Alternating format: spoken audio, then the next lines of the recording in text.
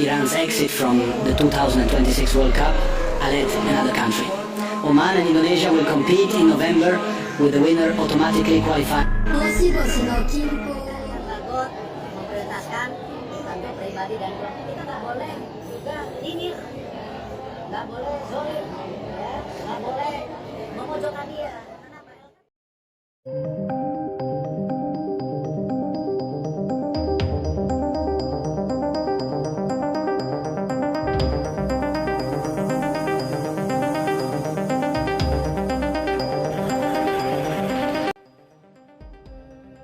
Oman akan jadi lawan timnas Indonesia untuk merebut satu tiket otomatis ke Piala Dunia.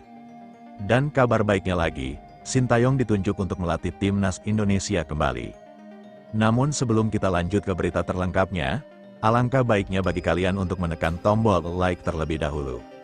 Yang belum subscribe tolong subscribe channel ini agar kalian gak ketinggalan info menarik lainnya. Apakah benar begitu? Begini faktanya, teman-teman. Tapi Mimin minta tolong tonton video ini sampai selesai agar tidak ada kesalahpahaman yang terjadi.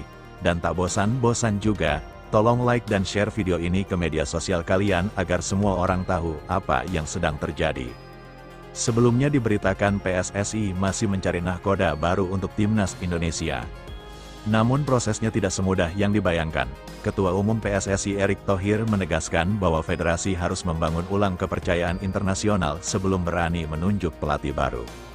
Situasi ini dipersulit oleh dua insiden besar yang mencoreng citra sepak bola nasional.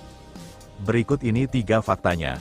Fakta 1, PSSI harus memulihkan kepercayaan internasional terlebih dahulu.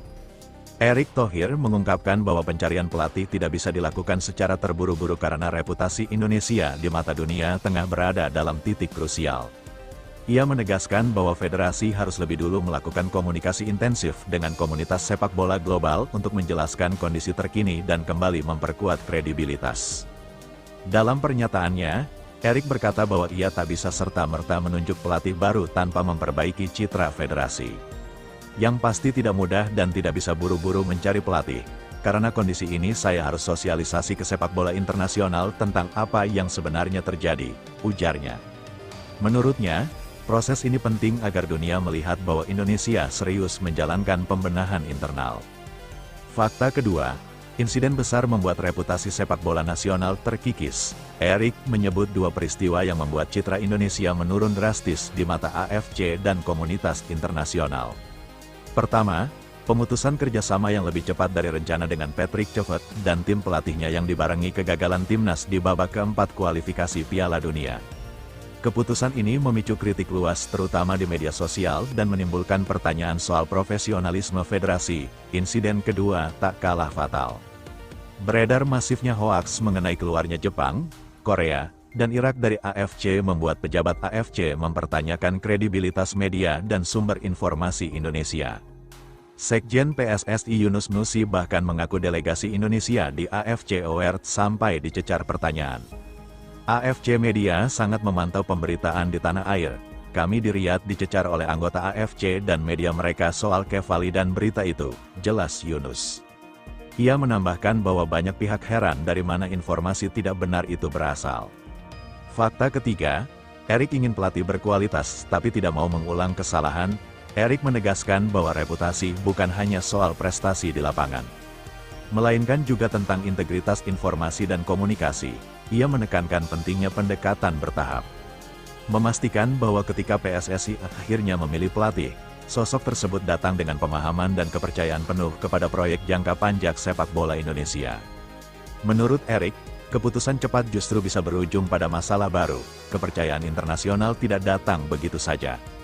Harus dijaga dan dibangun, tegasnya, karena itu ia menyatakan tidak ingin terburu-buru. Saya tidak mau asal cepat menunjuk pelatih, kita harus bangun dulu kembali kepercayaan itu secara bertahap untuk bisa dapatkan pelatih timnas, tambah Erick. Nah, sebelum lanjut mendengar berita ini, untuk para netizen, keluarkan satu kalimat pamungkas untuk menanggapi kabar ini. Ayo teman, berikan tanggapan kalian di kolom komentar. Bravo Timnas, bravo PSSI. Ayo Garuda, buktikan bahwa level kita sudah dunia. Buktikan bahwa kita adalah raksasa Asia, tiket Piala Dunia harga mati. Di sisi lain, Jangan lupa juga satu kalimat khusus untuk Erick Thohir CS yang sedang berusaha keras memajukan sepak bola Indonesia. Silakan tulis di kolom komentar. Ayo terbang tinggi Garuda, mari kita lanjut, teman-teman. Situasi yang menimpa PSSI ini memperlihatkan betapa rapuhnya kepercayaan internasional ketika federasi tidak menjaga konsistensi komunikasi dan profesionalisme. Dua insiden yang disebut Erick Thohir menjadi bukti bahwa reputasi tidak hanya dibangun lewat hasil pertandingan, tetapi juga lewat stabilitas manajerial dan akurasi informasi publik. Saat dunia sepak bola melihat Indonesia dengan tanda tanya besar, wajar jika pelatih-pelatih berpengalaman menunggu situasi lebih jelas sebelum mengambil risiko. Lebih lanjut, langkah Erick untuk tidak terburu-buru memilih pelatih sebenarnya cukup realistis. Federasi perlu memperbaiki relasi dengan AFC dan komunitas global agar kandidat pelatih merasa nyaman dengan proyek jangka panjang Indonesia. Ini bukan sekedar mencari nama besar, tetapi memastikan bahwa siapapun yang datang memahami betul konteks, tantangan, dan arah pembangunan sepak bola nasional yang ingin dicapai. Masalah ini juga menjadi cermin penting bagi industri media di tanah air. Misinformasi yang berkembang pesat ternyata berdampak langsung pada hubungan internasional. Bahkan sampai menyulitkan delegasi Indonesia ketika menghadiri agenda resmi AFC. Di era digital yang serba cepat, kehati-hatian dalam memberitakan isu sensitif menjadi modal untuk menjaga kehormatan sepak bola nasional. Pada akhirnya, pemulihan reputasi harus dilakukan bersama oleh federasi, pelaku industri, media, dan publik. Jika fondasi kepercayaan sudah kembali kuat, pelatih berkualitas tentu lebih mudah dirangkul untuk membawa timnas Indonesia ke tahap yang lebih menjanjikan.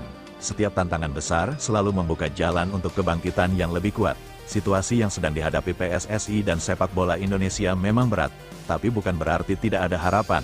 Justru di momen seperti inilah fondasi baru bisa dibangun. Fondasi yang lebih kokoh, lebih profesional, dan lebih dihormati dunia.